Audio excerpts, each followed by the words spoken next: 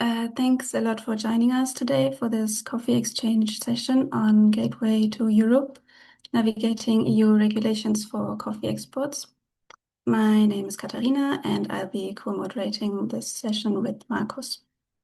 Before we dive in, I want to welcome and give a special thank you to our two speakers, Robert Diendorfer and Jörn von Ahn.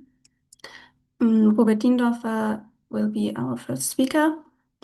He's working at Forum Fairer Handel, which is a German association representing fair trade in Germany. They work to strengthen the political voice of fair trade by pushing for fairer rules, raising awareness, and organizing events like the Faire Woche. I think Johannes shared some information about the Faire Woche with us sometimes, so maybe you've heard of it. And our second speaker is Jörn von Ahn. He works at Quixote Café, I hope I'm pronouncing that right, which is a coffee roastery and importer in Hamburg. It's run collectively with a focus on transparent and direct partnerships with coffee producers. We really appreciate you both making the time to share your insight with us today. So before our speakers begin, we'd like to start with a short survey for everyone here. We're interested in knowing which of the three main EU coffee regulations people are already familiar with. I think you should see the poll right now. And the question is also on the screen. Okay, thank you for taking part in the poll. We can see that, well, everyone or almost everyone has heard of the EU regulation on deforestation-free products, but not so many on, for example, the CSDDD. And I think Robert Diendorfer will give us maybe a short overview on that. So this is just to warm us up, and we can now move ahead with our first presentation. So yeah, we're generally looking forward to getting interesting new insights, learning about the European market access, the most important regulations like the EUDR, and what it all means in practice for people in the coffee world. So if you have any thoughts or questions, feel free to bring them up after each talk by writing the chat or asking directly. So now, Mr. Diendorfer, I am now inviting you to start with your presentation. Maybe you'd like to tell us a little bit about your work first and then get into the topic. Yes, thank you so much for for having me. And I'm just going to share the presentation. And then you should be able to see it. Yeah, thanks again for the nice introduction, Katharina. And yeah, just some words to myself. Katharina has already said it. My name is Robert Diendorfer. I'm working at Forum Fairer Handel, which is yeah, a German association and slash NGO. So we're kind of in the middle. We're on the one hand representing fair trade companies and working with them very closely. And on the other hand, we're also involved with yeah, political work, advocacy work, communication, awareness raising for issues and all different topics that are related to fair trade. And mainly working on EU regulation, mostly from a more political aspect, but I can also hopefully give you a short introduction into the EUDR and maybe also tell you a little bit more about some other regulations today. But the focus is clearly on the EUDR, so you will get a short overview of that, what the most important things are. And I'm not a lawyer, and that's not my profession, but yeah, I'm trying to give you the gist of it, kind of. I will also talk shortly about the EUDR in a broader sense. As Katharina has already said, there's lots of sustainability regulation out there, so I will try to contextualize that a little bit afterwards. And lastly, I will very shortly talk about the Forum Fairer Handel and other fair trade actors and how they can maybe support you guys from Uganda or also other actors who are interested in fair trade. So let's get into the EUDR. I guess most of you have heard of it. Just to make sure that we're all on the same page and just maybe to think about what it was implemented for. The EUDR is the European Deforestation Free Regulation, which means that it tries to reduce the EU's contribution to deforestation. It also tries to contribute to a global reduction in deforestation and also to increase transparency in global supply chains. As you all know, there's a climate crisis, also a biodiversity crisis, and deforestation is one of the key drivers of these crises. So that's kind of the main objective of the EUDR. The, let's say, novel thing about the EUDR is that it's the first regulation that I know of that tries to link the plot of lands with a specific commodity or a specific product, and it tries to link the source country or the source land plot to the final product, or at least an operator. And I think that's, as far as I know, a very novel approach and a new approach, and certainly helps with transparency, but also has, of course, some challenges that I will also get into it. So that's the general idea of the EUDR. Not all products are covered by the EUDR. It only covers 7 commodities. Those 7 commodities are those commodities that are mostly affected by deforestation. So that also includes coffee, which is very relevant for you, cocoa, cattle, palm oil, soy, wood, and rubber. The EUDR also covers derivative products of these commodities, for example, coffee beans and chocolate and whatever. So that is also included in the EUDR, and I can highly recommend to have a look at the so-called Annex 1 of the regulation, because this annex lists it's a comprehensive list of all the commodities and derivative products that are covered by the EUDR. So I've put a link here in case you want to have a look at that. You just have to scroll to the bottom of the regulatory text, and then you can find it. And yeah, one central criterion is that the EUDR kind of revolves around is the so-called deforestation-free criterion, meaning that it's not allowed anymore to put products on the market that have been produced on deforested land. There's a certain cutoff date, which is the 31st of December 2020, and products that have been produced on, or commodities that have been produced on deforested land after this cutoff date are not allowed to be put on the European market. That's kind of the main idea. How is this kind of analyzed or proven? The idea is to prove it with satellite imagery. So basically, 2 satellite images are compared and overlaid over each other. One is from December 2020 and one is from 2025. And then it is compared if deforestation happens, and if it happens, and if land plot is within this deforested area, it's usually not allowed to put those products on the market. So that's kind of the general idea, or what the regulation sees as deforestation free. Another important question, maybe for yeah, some people here in the audience as well, is the question of who has to comply. And the EUDR mainly is relevant for companies that import or export the relevant commodities that I've talked about before. There's usually 2 categories that are important. I would say the most important category is are the operators, because the operators are those organizations that, or those companies that obligations or more obligations than traders. For example, they have to provide a due diligence statement and upload it to the EU IT system. Then there's also traders. Traders are all the other kind of actors that put products on the market, or that kind of sell them and buy them, but they are not those who put it on the market for the first time. So it's always about the kind of border from the source country to the European Union and who's importing here. So these are some important categories here.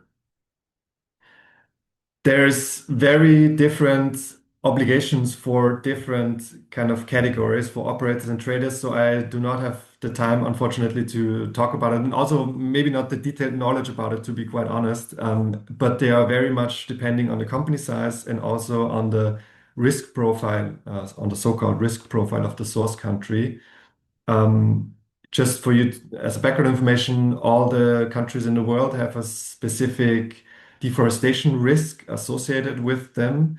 And depending on this risk of deforestation, there's different obligations for due diligence and for reporting obligations as well. So um, as far as I know, there's very low number of high risk countries, but still there's different obligations. So I can forward you to some of the materials and to some of the institutions that I will mention later on. I've put some supporting documents in the presentation in case you would like to know a little bit more about that. Another important question is the question of timing. So when is the EUDR going to come into force?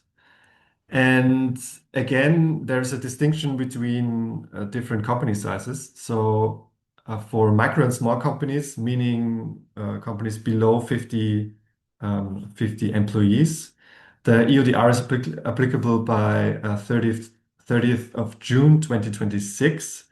But there is probably going to be a delay. I will talk about it in a second. And for medium and large companies, meaning companies with more than 50 employees and also more than 250, those are the large ones, the EUDR will be applicable by this year, by the 30th of December 2025. But again, there is probably going to be a delay. These timings or these timelines are, I would say, mostly relevant for European companies, but indirectly, of course, also for coffee producers in Uganda or in the Global South, because they have to provide the geolocation data for the European companies. So it's actually relevant for for all actors, I would say. Yes, and I've just talked about a new update, and I thought I would just yeah, put it out there so that you know about it. There was a new proposal by the European Commission to amend the EUDR or to make some changes to the EUDR. It was published actually quite recently, last week, and there are some suggestions in there for simplification of the EUDR. There's a lot of efforts to simplify, so-called simplify regulation currently in the European Union. They have proposed a delay of the entry into force, as you can see above, roughly by 6 months for all companies. And there will also be, or they also proposed new exceptions for the necessity of due diligence statements and some other minor details. So yeah, that's out there currently. However, it's not legally binding yet. It has to be accepted by the Council as well, and also by the European Parliament. So the reason why I'm putting it out there and the reason why I'm talking about it is to make clear that there will very likely be changes to the EUDR, and there will also very likely be a postponement of the EUDR. And we had the same situation last year, but it's probably going to repeat itself, unfortunately. Yeah, one major aspect of the EUDR that there's a lot of discussion and talk about is the aspect of geolocation and what it actually means. As I've already said, the EUDR requires that there has to be a proof of the absence of deforestation, and there, in order to deliver that proof, you need some geodata of the land plots where the commodities are produced. And geolocation basically means that you have to describe your land plot with coordinates, with a latitude and longitude coordinates. in order to figure out if the land plot is located in an area that was deforested or not. And the geolocation requirements differ or depend on the plot size of the land. So if the plot of land is smaller than 4 hectares, a single data point is sufficient. And if it's larger than 4 hectares, you need to provide so-called polygons, which is basically just it's multiple data points, and you just frame it kind of around the plot of land like a picture frame.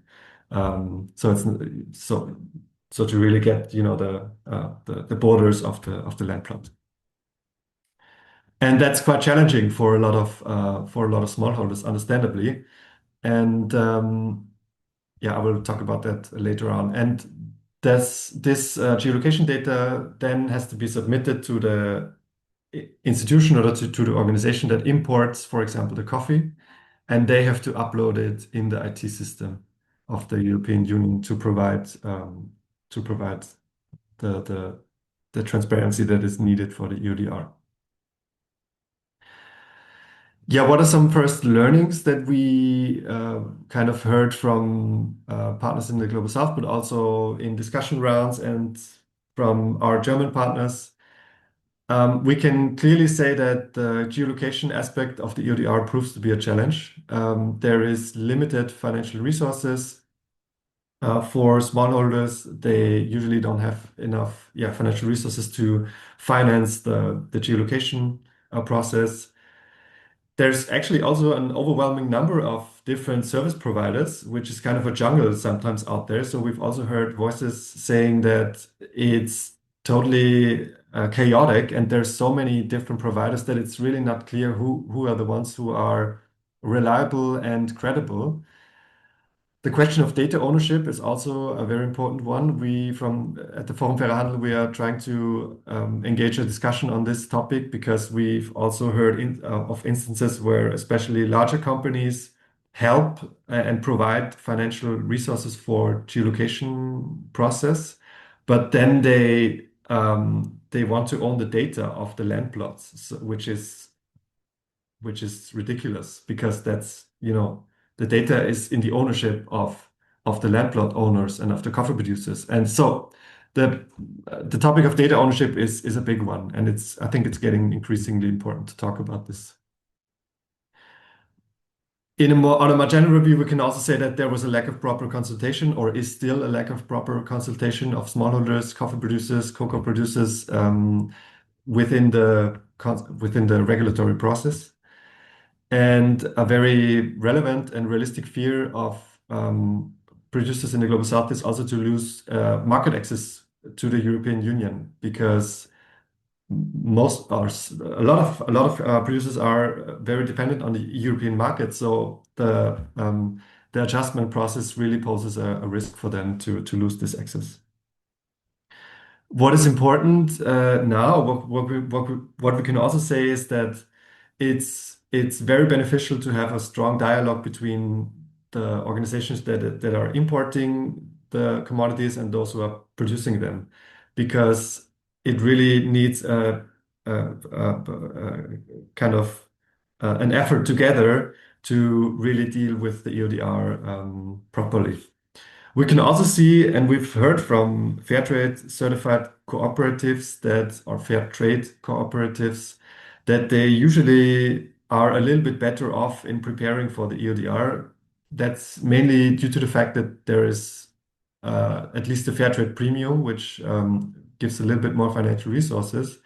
There is also more established and closer relationships between buyers and importers. And there's also different supporting mechanisms within the fair trade kind of world that can be used and that can kind of make the process of adjusting to the EUDR a little bit easier. So that's another learning that we have here. What can we recommend? That's just some very short ideas especially for coffee producers. We can only encourage you to start mapping your land plots. That sounds quite easy. I know it's very difficult and it's very challenging. I'm just, putting it out there. It's also advisable to keep land and legality paperwork, and very, very important to get in contact with your importing partners in the European Union, and also for the European partners to get in contact with partners in the global south to really work on it together in a broader effort. I've put in some supporting materials that could be helpful for some of you, or maybe, yeah, on a practical side, but also on a theoretical side for those of you who do not know a lot about EUDR yet. There's actually also an EUDR ChatGPT version. Well, it's the real ChatGPT, but there's an EUDR plugin. I've tried it. It's not that bad. So in case you are familiar, and in case you like artificial intelligence stuff, I can also I've just put it in there. I've used it 1 or 2 times. In any case, there's lots of supporting material out there, and I can yeah very much forward you to that. Okay, so that's the stuff on the EUDR. And I was also asked to give a little bit more of a background to what we are doing and maybe to contextualize the EUDR in the broader kind of sustainability stuff that is out there. So um, I'm inviting you to take a step back with me, kind of, and take a look at what is happening currently in the European Union and from a regulatory perspective. We can see that the EUDR is only one element of a broad portfolio of new or existing sustainability regulation. Katharina has already talked about it. There is rather, let's say, important or famous regulation out there, which is the Corporate Sustainability Due Diligence Directive, or in short, CSDDD. The CSDDD is a regulation that tries to kind of give a framework for legally binding corporate responsibility. So it's focused on creating a level playing field, on working conditions, on due diligence obligations, on risk assessments, and so on. So it's very much focused on a more social, on some social aspects and on improving working conditions, wages, and so on. That's yeah, that's kind of the CSDDD in short. There's also the CSRD, the reporting directive. As the name suggests, it's mainly focused on reporting obligations of companies. There's also the organic regulation out there. You've maybe already heard about it. I'm not an expert on the EU organics, unfortunately, but it's also being updated right now. And then we have, for example, also the Empowering Consumers Regulation, which is focused on more on the consumer side, and some others as well. So what you can see is it's really a package, a sustainability package that the EU has initiated here, or actually a couple of years ago. All of these regulations were basically introduced in 2019 with the with the European Green Deal. Unfortunately, from our perspective, unfortunately, if you talk with other people, they probably favor what's happening. But unfortunately, from our side, these regulations are confronted with heavy, heavy political pressure. And there's maybe you've heard about it, the so-called omnibus proposal. Actually, there's already multiple omnibus proposals. And the European Union tries to, in exclamation marks, simplify the regulation in order to reduce bureaucracy and in order to make a more favorable climate, create a more favorable climate for companies and for the economy. So it's more or less, we would say it's a deregulation. These are some deregulation efforts under the cover of reducing bureaucracy. So we're seeing that basically all these regulations that are listed here are being dismantled to varying degrees, but it's very, very concerning. And yeah, it's basically the stuff that we're mostly involved with when it comes to the forum work. Maybe just to, give you again the idea of why all of the stuff was implemented in the first place, and I probably don't have to convince you why it's important to have this regulation. It usually helps to increase transparency. It helps to protect human rights and environmental standards. It helps to create a level playing field also for companies. So it's not only good for those who are affected by human rights violations, but also we would argue for companies, and it can increase resilience as well. So yeah, that's a big issue in any case. So yeah, we have to see how the situation develops, but it's looking quite grim, to be honest. Yeah, and I'm coming to an end slowly with my presentation. And lastly, I would like to give you some input how Forum Fairer Handel or the fair trade cosmos, let's say, can help you maybe with adjusting to the regulation, or also with representing you as smallholders in the political landscape. So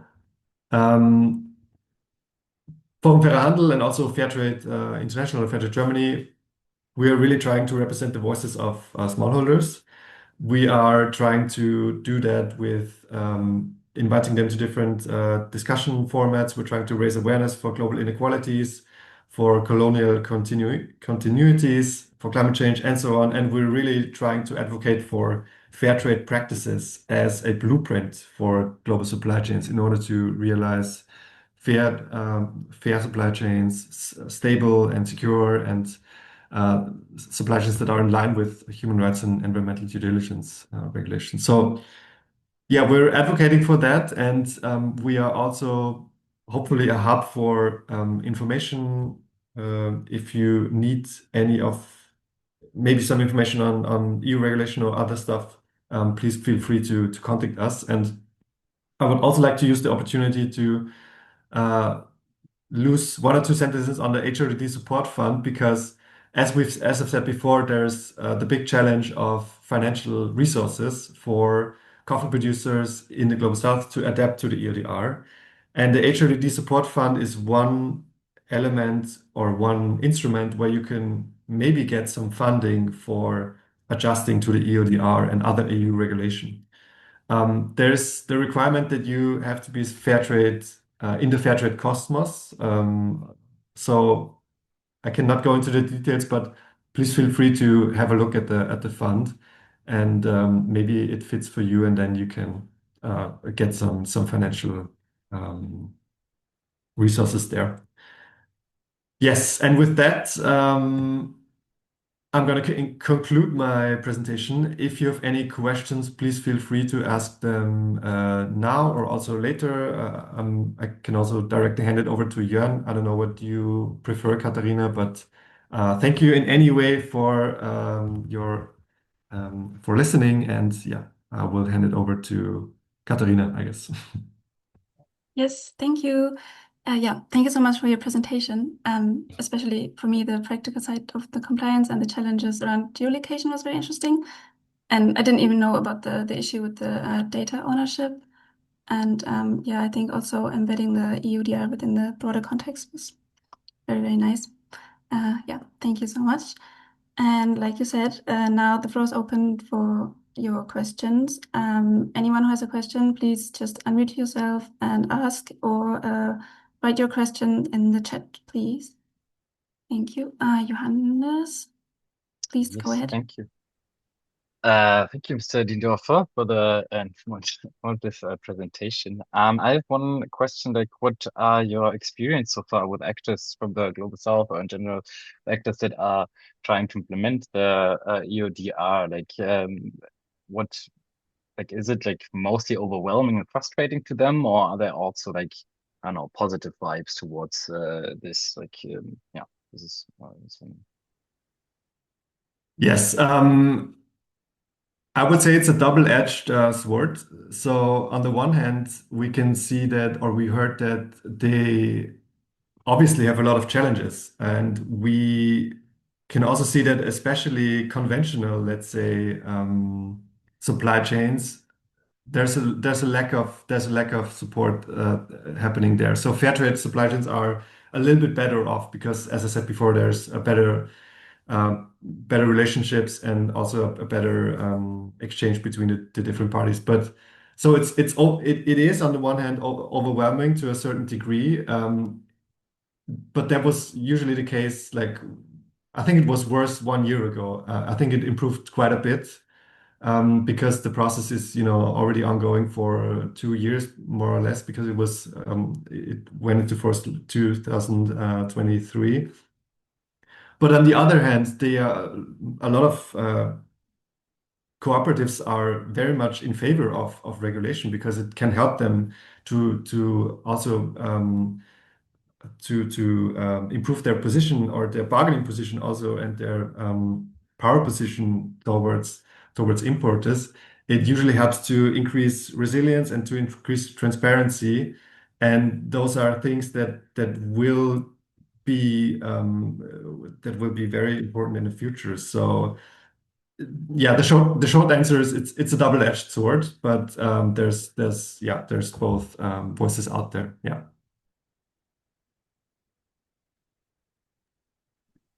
Yeah, thank you so much, Mr. Diendorfer.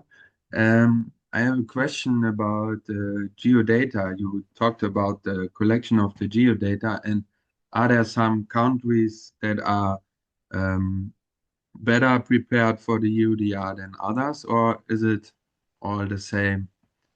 Are there maybe some examples? Good question. I'm not too familiar, or I have difficulties to say if there's any really good countries or or well prepared or not so well prepared countries. Um, at least what I can, that's just a kind of, I cannot validate it, but what I feel or what I hear is that the coffee and cocoa producing countries are, I think, quite familiar already with the EUDR. Um, but I cannot talk about, palm oil and all the other commodities that are involved. So it's difficult to say. I would have to look it up to be, to not talk about or to not, to be precise. Yeah, yeah. Yeah, thank you. Are there any other questions for Mr. Diendorfer? Yes, I also have a question here. Joel speaking. Greetings, team and the presenters. Thanks so much for the efforts to throw highlights on our concerns. I have a concern that I would like to bring forward concerning the EUDR. The EUDR line or base year is 2020. So and it's looking at coffee that is established beyond the 2020 after a clearing of the forest. Now, I am a concerned farmer in Uganda, and then here for us as farmers, we know that there are particular species of trees that do not do well. There's particular species of trees that do not favor the growth and establishment of coffee. Now, for example, eucalyptus and the other wild species of the trees. I cannot grow coffee where these originally or the indigenous or the formerly existing trees cannot support coffee, and yet I want to use the space for coffee. So if I cleared that forest that does not support the existence of coffee, and I established my coffee and planted trees that favor or that can coexist with the coffee, is that one also a challenge or something that I need to understand, please? Can you throw some lights? I'm not sure if I understood it correct or fully understood the question or correctly, but I think your concern is that it may be kind of necessary to cut down some trees because otherwise you cannot grow coffee, and this could be categorized as a deforestation. But the question of kind of this overlay of the deforested or the satellite image from 2020 and 2025, it's a big question, and it's a very like there's studies out there as well that or services out there as well that kind of criticize how the comparison is being made because as you said, it's not as easy to say that or it's not that easy to say, there's no forest anymore, so it was deforested. There's various reasons for it, and there's also exemptions. For example, if we talk about the forest system, that's usually not seen as deforestation, although maybe some trees are cut down. So there's a lot of discussion about it, I can only say, and yeah, that's kind of the short answer, but it's probably not not sufficient. But maybe that helps. So I can only say that it has been realized that it's not as easy as it seems to kind of say what was deforested and what not. Is this issue also like part of the like omnibus, like the like attempts to deregulate the EUDR? You mean the question of comparison Yeah. or no, not as far as I know. No, that's not part of the EUDR of the deregulation efforts. No.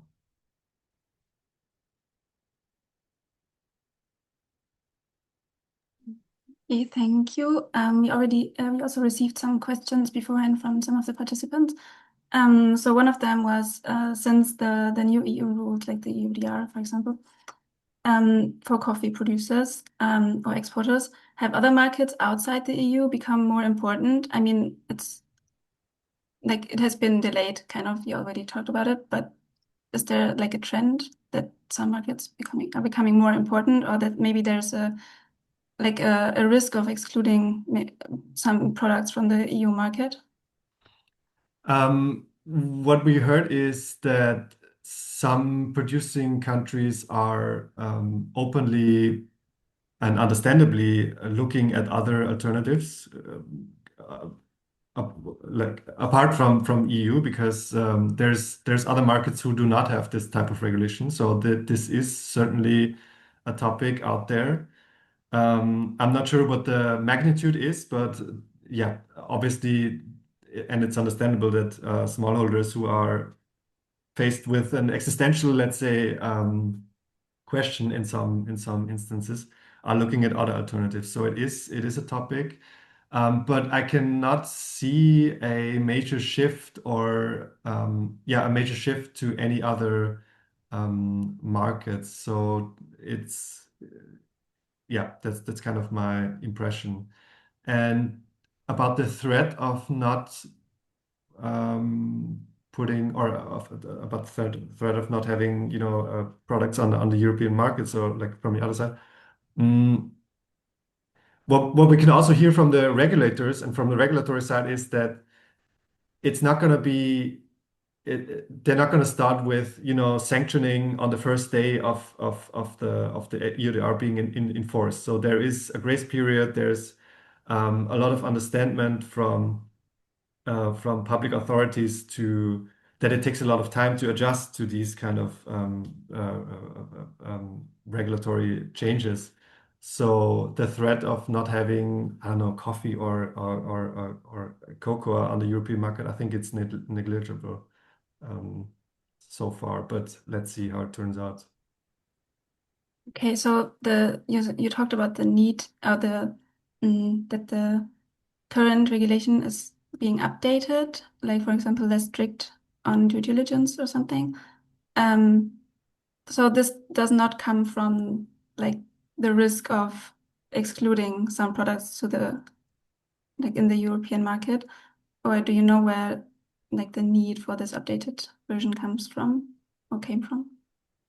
I mean, there's different interpretations, let's say, but when we look at the broader picture, we can say that, as I've said also in the presentation, there's a huge political backlash against sustainability regulation happening in the European Union right now, and it started with the omnibus proposal and the CSDDD, and it kind of expanded towards other pieces of legislation. And the EUDR is actually one of those that was untouched for quite a long time. And only in the last couple of weeks and months, the EUDR was increasingly also kind of attacked by these deregulation efforts. So I would highly kind of question if it's really about the threat of not having certain products on the European market, but more lean towards using that opponents of these regulations use this kind of sentiment of deregulation to also dismantle other pieces of legislation. So that's kind of the political analysis. And if you talk with other people, they probably see it differently. But we can certainly see that there is a sentiment of increasing competitiveness, reducing bureaucracy, and these narratives really also lead to an overcompensation with reducing bureaucracy with sustainability regulation. So it's yeah, that's kind of our analysis, I would say. Yeah. Okay, thank you. Hmm. Okay, in case there are no more questions, yeah, Markus, can Just you a quick one, sorry, if I may. I was just wondering, what do the large companies that support like getting the geolocation data from the farmers, what do they want with it afterwards? I thought like if it's taken once, then you know like the area of the farm, and what do they want with the data later? We will have to ask a large company, but yeah, that's just my assumption. I guess it's easier for them to manage the. I mean, you're right with the point that they only need it once, but I guess it's easier for them to manage. I mean, comparing it to a regular exchange also with smallholders. Because the data gathering the data is just one thing. If there's changes happening, there should be a regular exchange. So having the data is probably just easier, for them to manage with their IT systems. That's probably that's just my assumption now. Yeah. But also maybe Jörn can tell you more about, because he's more on the practical side, an insider company who has to deal with the EUDR. We're just flying above it kind of and talk about it. Yes, I think now it's the time to hand it over to Jörn, and he will tell us something about his experience at the Don Quixote Roastery and give us some insights from the practical experience on the European side. And yes, I think. Yes, I will take it over then. Hello, everybody. My name is Jörn. I'm from Quixote Coffee.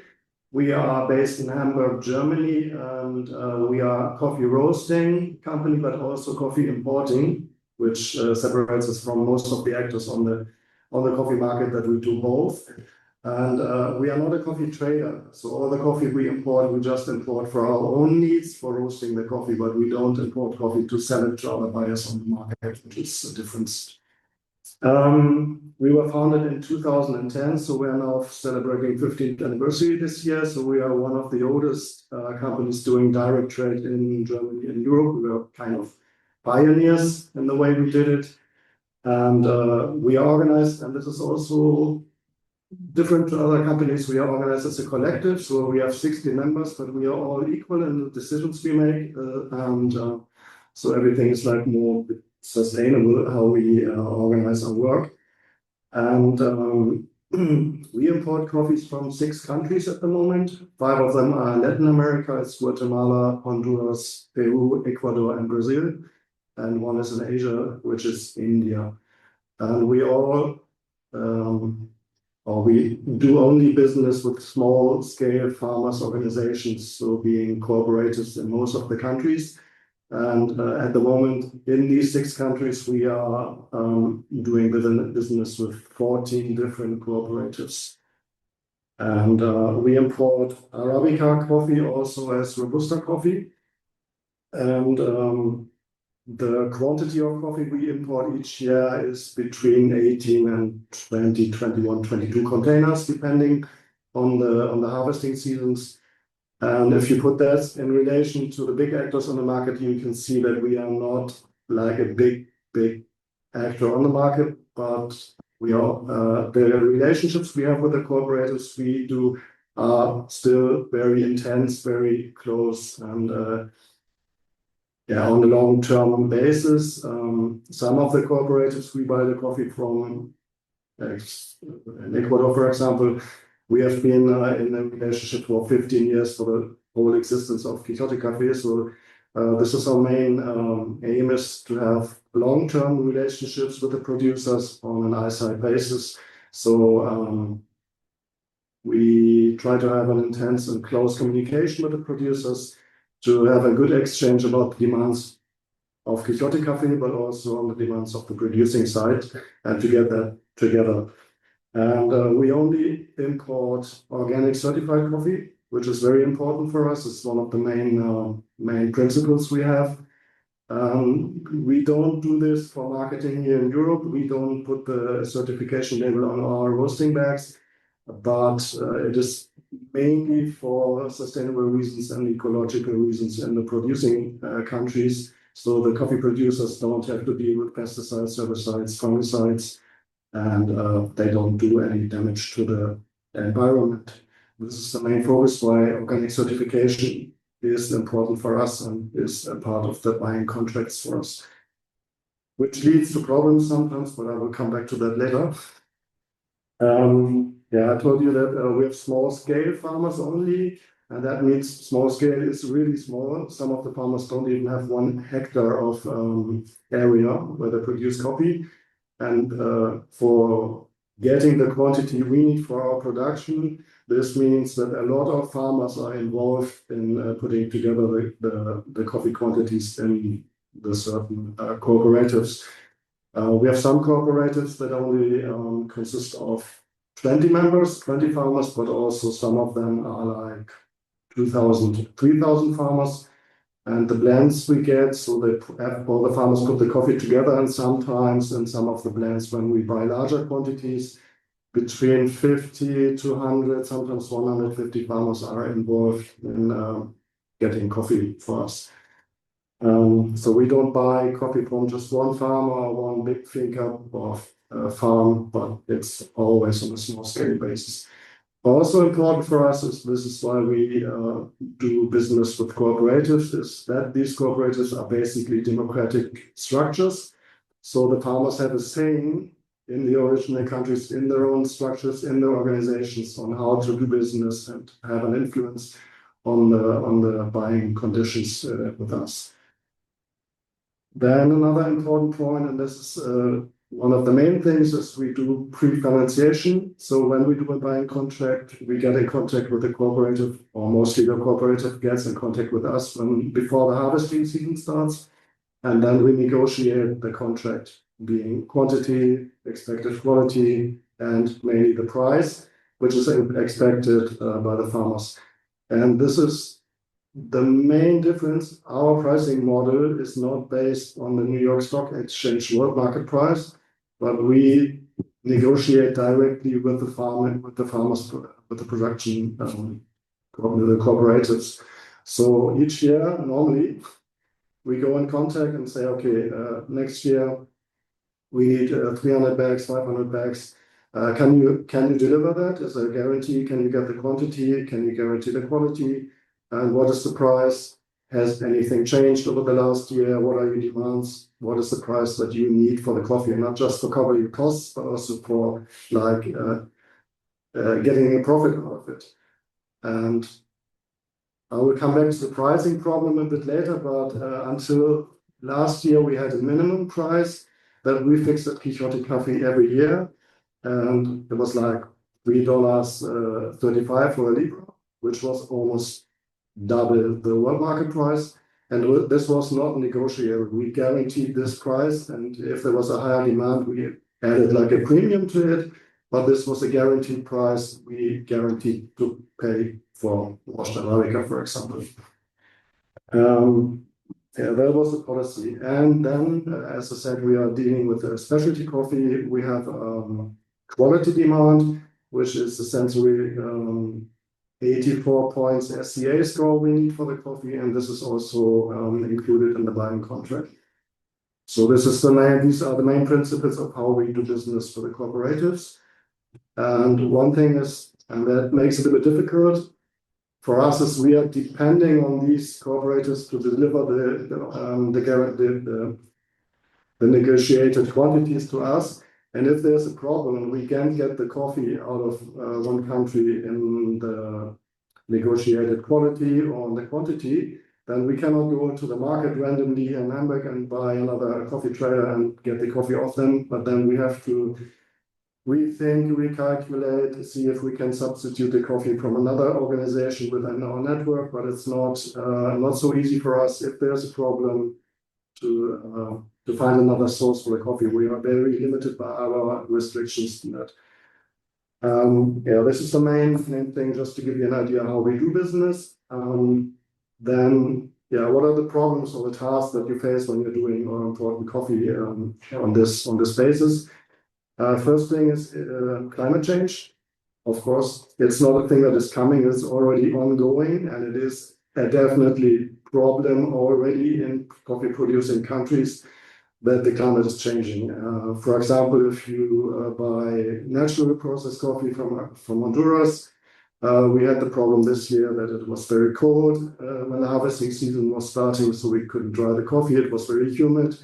And this directly has an influence on the quantities and on the quality of the coffee you're getting. And this is directly affecting us as a buyer in Europe.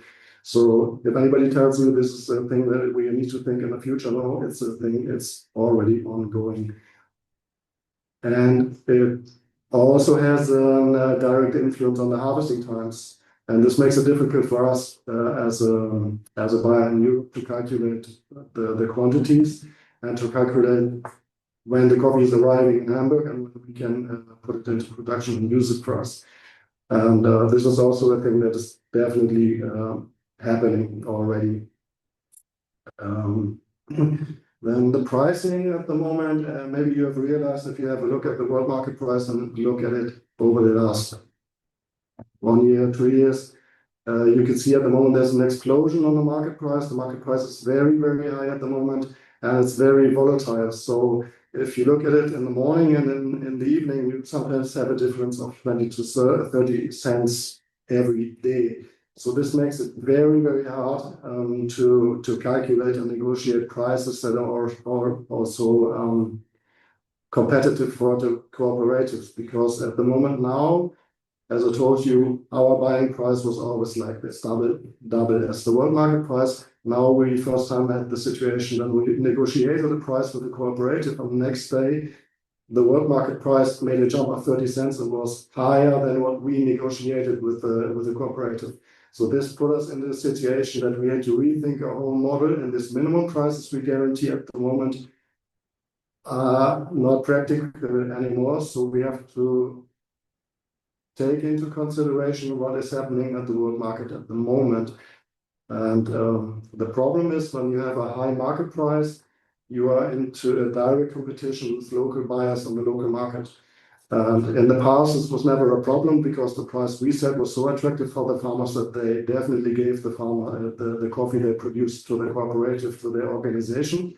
But now if a buyer approaches the farmers directly and tells them you can get 10 cents more than the cooperative is paying for you, and you have less work with it, and you get the money directly in total for the whole quantity, then you have a new competition situation. And this is something we have to really think at the moment how to deal with that.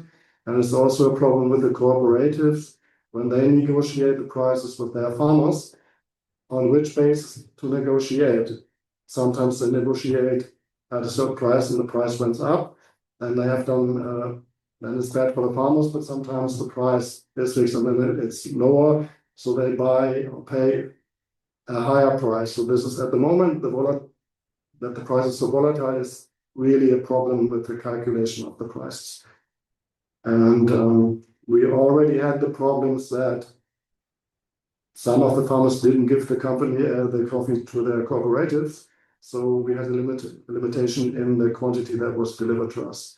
And that is also a problem. And then you need to think, okay, why do we have the situation at the moment? Sometimes you have like when big coffee producing countries like Brazil, Vietnam, Colombia, when you have an influence on the quantity that's totally produced. I think 3 years ago we had a problem in Brazil, and the total quantity that was available on the market was low, so the price went up because the demand is high. But at the moment, we think that the upcoming introduction of the EUDR has a direct influence on the world market price situation, because everybody wants to buy the coffee now, so that it's not affected by EUDR. And this is like, there's a very high demand for the same quantity available, and the price runs up. So we think this could be a reason why the world market price is so crazy at the moment. And this has a direct effect for us and for the cooperatives. The next thing is more a small thing, but it affects us as a buyer. It's a logistic thing. If you look at world trading for shipping companies, most of the coffee produced in areas that are highly affected. So most of the shipping companies, they do business or have shipping lines between like East Asia, Japan, and China, Taiwan, Singapore, Australia, and the United States, but there's not so many ships going to Honduras or Guatemala or Peru. And this leads to a limited availability of shipping departures and availability of containers, because you need containers to ship the coffee to Europe. And for us, as a relatively small customer for the shipping companies, we in the priority list when it comes to booking and containers and shipments, we are not in the first place. So what we experience sometimes, if there's a limitation in these things, it can directly lead to a delay of the shipments. And this is also a problem for us, because sometimes we are dependent for the coffee. We need the coffee for the roasting, and we expect the coffee in August. We just had that in Honduras. There was a logistical problem, and we expect the coffee being here in August, beginning of September, but it still has not arrived. And this is also a problem for the production, but also a problem with the quality, because you have an agent, sometimes can have an agent import influence on the coffee, so the quality will be lower if the coffee is like in the storage or in the warehouse in the originating countries for too long. So this is also a problem. Then another task is organic certification. Not so much here. I mean, dealing with organic coffee is more work than with conventional coffee, because you have audits and you have to prove what you have done with the coffee. But it's also a problem and a task in the origin countries, because the cooperatives and producers need to be certified for growing and producing the coffee, but also for procurement and for export. And we have had these problems multiple times, that we do a buying contract and the organic certification of the producers is expiring, but only, let's say, 2 months after we do the contract. We do a contract with organic certified coffee, and we expect the certification to be done in 2 months, but sometimes it's just not happening. There's a structural problem in some of the origin countries, and we had the situation in the past that we had to switch to a contract from organic certificated coffee to conventional, because the certification was not ready in the producing countries. That's another task. And then EUDR, I would put it under the word uncertainty, because we already have a delay of 1 year, and it's still not sure 100% if EUDR will be introduced by the end of this. They have the feeling that, okay, it's again that the buyers tell us what to do. And they make up regulations that are so hard to fulfill as a farmer, and it's so much organizational stuff that they are not really feeling they are getting involved in the problem in the process, but they are just they have to deal with it. And this is also a technical problem if you're in some of the rural areas in countries like Honduras, Guatemala, India. Internet availability sometimes is not there. So you really have a problem to to get the geodata that is necessary for EUDR. And this is also something this is the main thing, the main work when we go to the producing countries at the moment. EUDR is the main topic we speak to them about to find solutions together. Because the problem is, as I said, as we have so many farmers that are getting the coffee into the blends, every single farmer needs to be 100% safe that they are fulfilling EUDR or that they are not falling under the regulations of deforestation on their certain area. And if you have 100 farmers and just one of them, in the end, you have the container here and it's getting checked, and just one of them does not fulfill the requirements of EUDR, the whole plants cannot be put on the market. And this is really a problem, especially if you're dealing with a lot of farms. And our task at the moment is to be in contact with the producing countries and to pre-check every single farmer that is or could be involved in selling coffee to the cooperative. And there's a lot of work and there's a lot of risk. And then sometimes you have like technical problems. In India, we had farmers, we put the data into the system to check it, and the data was in the Arabic Sea, stuff like that. And this takes a lot of learning, and this is a big task at the moment for us and for the producers.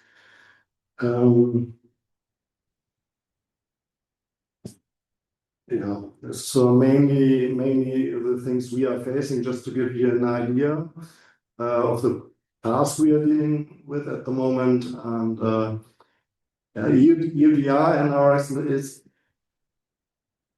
I think, the reason behind this, it's good, but the way it's getting implemented in the origin countries, it's not optimal, I would say, to put it in nice words. This would be my input from like an importer side on the whole topic. And if you have questions on it or remarks, just feel free to address them to me. Thank you very much. Yeah, thank you very much for the interesting insights about Quixote and the insights about the EUDR and the problems. And yeah, that's what I also often heard about, that the idea is very good, but the implementation is kind of very difficult. And yeah, are there any questions from our participants to Jörn or to Mr. Diendorfer? Okay. A question from me. So Jörn, from Quixote's perspective, how realistic is the EUDR timeline for like you or small producers, if you can say something about it? We are still trying to find out. I mean, everybody is ready and willing to fulfill the requirements, but we are still testing that. We are still at the moment in the cooperatives, we are still collecting the data and put them into the system to check, and then give the feedback back to the producers if it is technically working or not. And then, as it was said by Mr. Diendorfer in the presentation, you have an overwhelming offer on the market for companies that offer like technical systems to put the data in. And the same thing happens in the origin countries. Like, for example, in India, I've spoken to the two cooperatives, and they were, I think, testing with 4 or 5 systems parallel to test out which system is the best. But it's a lot of work, but it's also extra cost because you have to buy licenses to use these programs. And for us, for example, we have chosen a program that costs us like, I think, 8,000 euros. And this is also a thing, maybe not so much for us, but for producing companies, this is also a task they have to deal with. And we're trying to support them with that. For example, for Peru, the last visit, we supported them with drones to have a better access to gain the data. And I think everybody is willing to do it, but sometimes it's very frustrating because then the rules change and it's not the basis on, if you would know the regular and the basis how to do it, then you can rely on it, but the reliability of the whole thing is not there. So it's also a bit, everything is uncertain, and this is the feedback we get and it's the feeling we have. And we have now upcoming buying contracts for the next season, and we are still not sure if we can do the business as we used to because of EUDR, because we need to be 100% sure that these coffees are reliable to EUDR. And at the moment, I think, don't have one cooperative that we can be 100% sure that this fulfillment can be guaranteed. And this is really a problem for that. And we need to see how to deal with that. But I mean, in the end, it's not a solution not to buy the coffee, because we need the coffee for roasting, and the producers need the coffee, need to sell the coffee to us. So this puts a lot of pressure at the whole process at the moment. It's like a time pressure. And you talked about pre-checking the farmers regarding the EUDR. How you do that, or do you support them in advance, or yes? First of all, we just give them a feedback which kind of data is needed. And as we've heard, there's two kind of data you can gain. The one is for the small scale below 4 hectares. You just need one geo point. And for the bigger farmers, you need like a polygon with, I think it's at least 5 points that needs to be. And this is the first thing you need to tell them, and then just they, for themselves, need to find the technical solution, because it makes no sense for us to tell them which system to use, because they have to work with it and they have to go out to the farmers and gain this data. So they need to find out which system is working for them properly. And as we've found out, for example, in India, the first system was so, the quantity of the data was not good.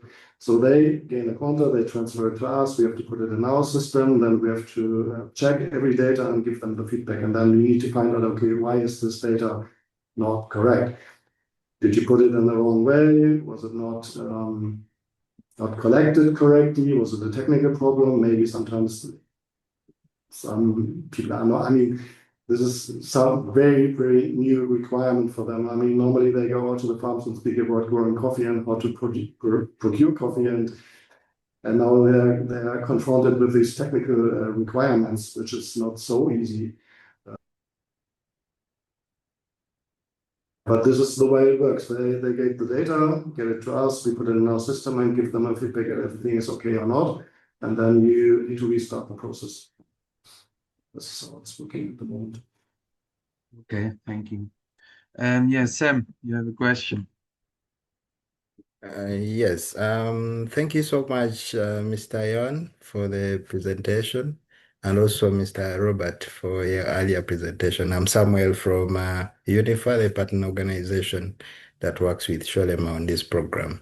I'm from Uganda currently, and I'm in Uganda. So my question to Mr. Yon is about your approach to new suppliers of coffee. As you know, Uganda has Arabica and Robusta coffee, and it will be interesting maybe for us also to be one of your suppliers of coffee. So I'm interested to know how such new suppliers can approach you, and if you already have the volumes you need for the coffee, or you're still interested in more suppliers. Thank you. I think we can just exchange details later, and then we can get in contact with each other and discuss it directly. Yeah, sure, no problem. Thank you so much for the guide.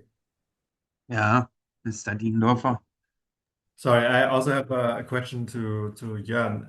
Actually, I would like to forward the question that I got before with regarding the kind of switch maybe to other markets outside of the European Union. Can you see that as well with your producing partners? Like, are they looking at other alternatives apart from the European Union, or is this something? I guess you have long-lasting relationships, so they probably that's not an option. But can you like say something about it, or see something about that, or not? Yes. I mean, as I told you, our producing cooperatives are very different, and especially the small ones. The one in Guatemala, for example, it's just 20 farmers, and we buy the whole crop. So we are the only buyer. And but for the other cooperatives that are bigger, they already sell to other markets, especially in the United States. which is another problem at the moment with all the tax craziness of Mr. Trump going on. So this is also not reliable. So at the moment, the focus is more on fulfilling the requirements, and we have a very, very loyal connection to our producing companies. They would never switch the customer. They would never do that. They will always try to get in contact with us and try to discuss things and find solutions together. And at the moment, we are still on basis, okay, we can do this, we will do it together, we find the solutions. Our problems are your problems, and your problems are our problems, and we try to figure it out and find a solution that we can continue with the partnership. That is the main aim at the moment, and I still think we can do this, but as I said, there's a lot of pressure on the thing at the moment. Okay, thank you.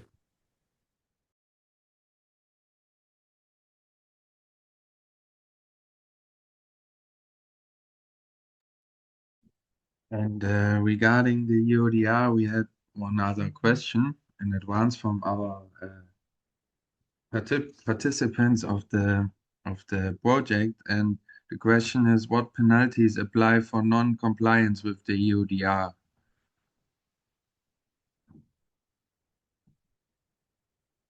Maybe, yeah. Yeah, I can maybe talk about it. I think it's 2% of sales volume as a sanction, and you're not allowed to put the products on the market. So I think you have to either destroy them or re, I think it's well, yeah. I have to look at the exact sanctions again, but I'm pretty sure about the 2% maximum sanction of sales volume as a fee, and you're not allowed to put the product on the market. Yeah. Yes. Okay. Thank you.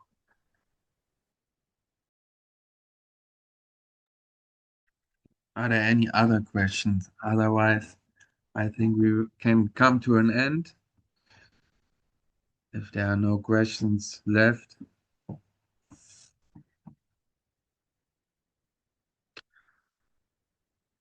Okay, Kati, can you share the last slide?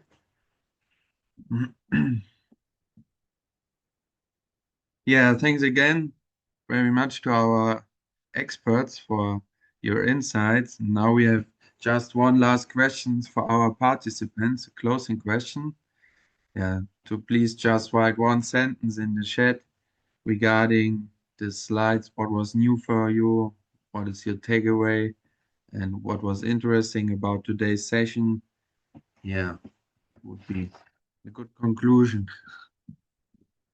Okay, and the correction of Mr. Diendorfer, it's 4% of the sale volume, but it's much for European companies. Yeah. Yeah, okay, it seems like it's difficult for our participants to thank you. So we have one thing, it's the extension of the EUDR period for small companies. It's new. And yeah, the political pressure about the EUDR, I guess for all those companies in the value chain. Yeah.